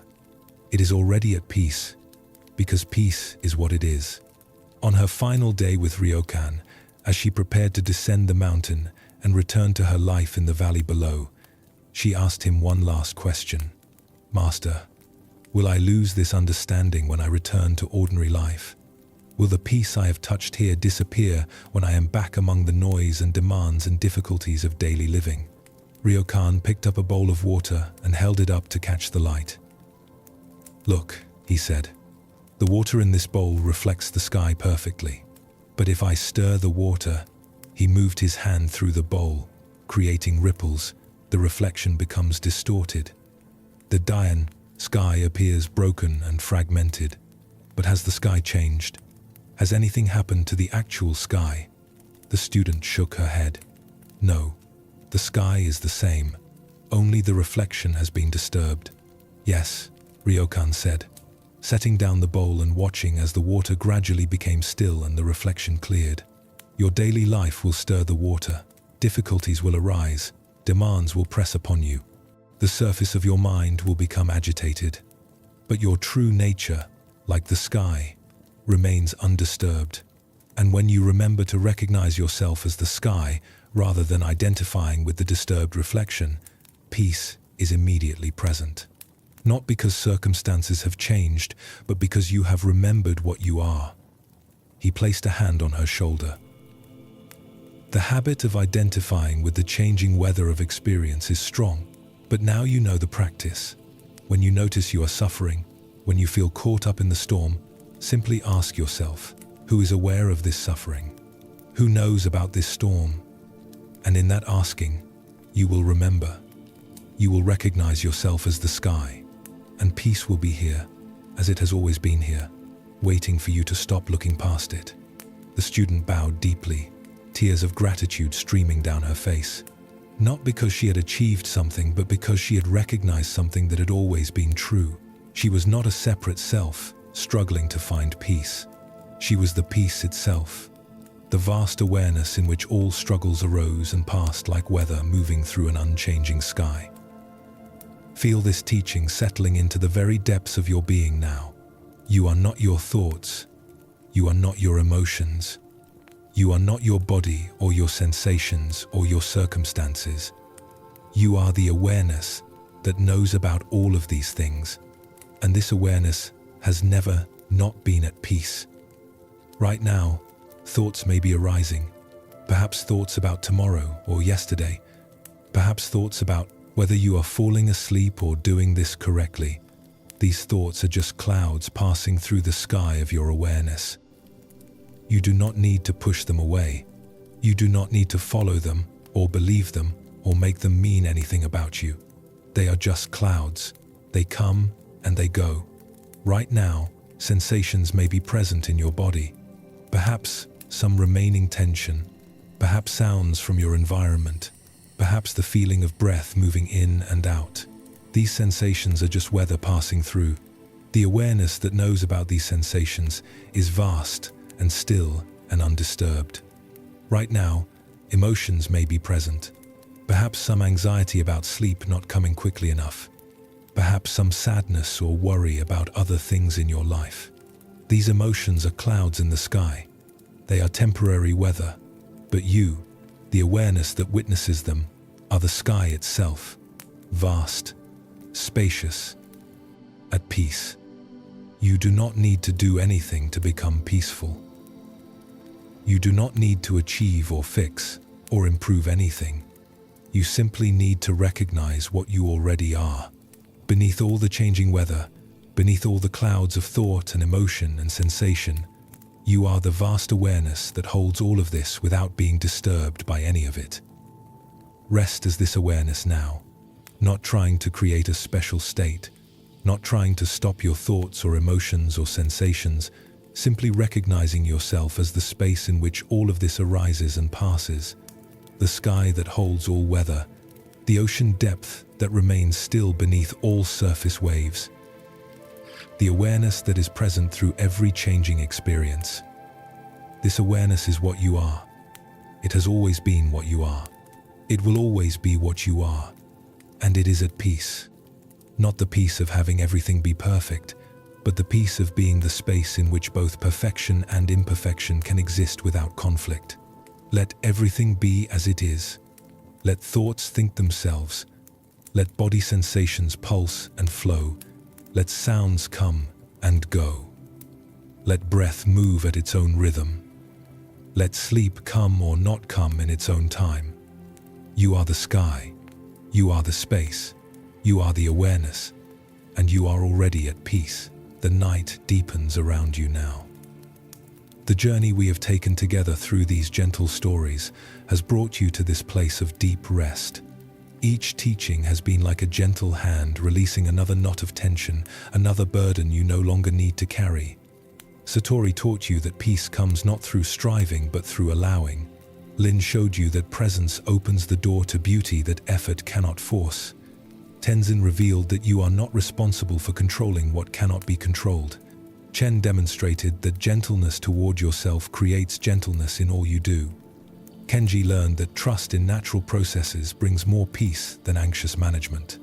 Taro discovered that guilt for being human serves no purpose. Akiko understood that impermanence makes each moment precious rather than pointless. Joshu reminded you that the extraordinary is found in the ordinary when you are fully present. And Ryokan showed you that you are already the peace you seek, the vast awareness that holds all experience without being disturbed by any of it. These are not just stories. They are mirrors reflecting your own journey, your own struggles, your own path toward freedom.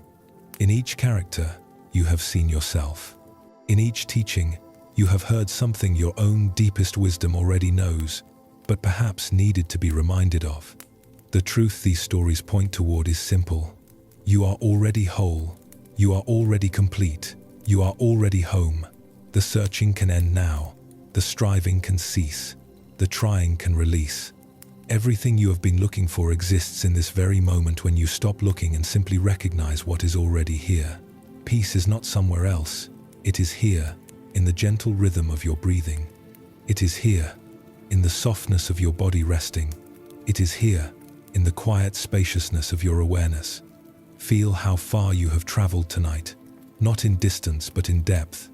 You have descended from the busy surface of daily concerns, down into the deep waters of rest, where all is still and quiet. Your body has gradually released its holding. Your breath has slowed to the rhythm of deep peace. Your mind has softened from its usual sharp focus into the gentle blur that precedes sleep. This is not something you have done through effort. This is something that has happened naturally when you stopped preventing it. Like Satori, learning to release the fight with meditation. Like Lin, learning to step aside and let beauty flow through her. Like the cherry tree blooming when conditions are right. You have created conditions for rest by being here, by listening, by allowing. And rest has naturally begun to emerge. Your eyelids are heavy now, if they are not already closed. There is no need to force them shut or to hold them open. They will do what they need to do. Your jaw is soft, your tongue resting gently in your mouth. Your shoulders have dropped away from your ears. Your arms and hands lie peaceful and still. Your legs have become heavy, sinking into whatever surface supports them. Your whole body has become like a stone that has settled to the bottom of a clear pool, resting in the perfect stillness of deep water. Your breath flows like a gentle tide, each inhalation bringing fresh ease, each exhalation releasing whatever you no longer need to carry. You are not controlling this breathing. You are allowing it, trusting it, receiving it as a gift from the great mystery that knows how to keep you alive without any conscious effort from you. Your thoughts have become like distant sounds, barely noticed, certainly not important enough to follow. They arise like bubbles from the depths, float for a moment across your awareness, and dissolve back into silence. You are not the thoughts. You are the vast space in which thoughts appear and disappear, and this space remains undisturbed, at peace, regardless of what thoughts may come and go. Listen now to the silence between sounds, the stillness between breaths, the spaciousness between thoughts. This silence, this stillness, this spaciousness, this is what you are. Not empty but full, not absent but vibrantly present, not nothing but everything, the awareness that holds all experience. And in this recognition, there is a profound letting go, a release so complete that you may not even notice it happening. The small self that has been trying so hard, that has been carrying so much, that has been striving and seeking and struggling, this small self simply dissolves like mist in morning sun, and what remains is vast, spacious, at peace. You do not need to understand this. You do not need to grasp it or hold on to it or make it into something. You simply need to allow yourself to rest in it, to be held by it, to recognize that you have never not been this, that even in your forgetting, even in your searching, even in your suffering, this peace has been here, patiently waiting for you to stop looking elsewhere long enough to notice its presence. The teachings we have shared tonight will continue to work in you, not because you remember them, but because they have spoken to something deep within you that already knows these truths. Seeds have been planted. They will grow in their own time, in their own way. You do not need to tend them consciously. Simply living your life, simply being present with your experience, this is enough. The seeds will grow. Tonight, you can rest completely. There is nowhere you need to be but here. Nothing you need to do but rest. No one you need to become but who you already are. The journey is over. Not because you have arrived at some distant destination, but because you have finally recognized that you were never not here. That home is not a place you travel to, but what you are.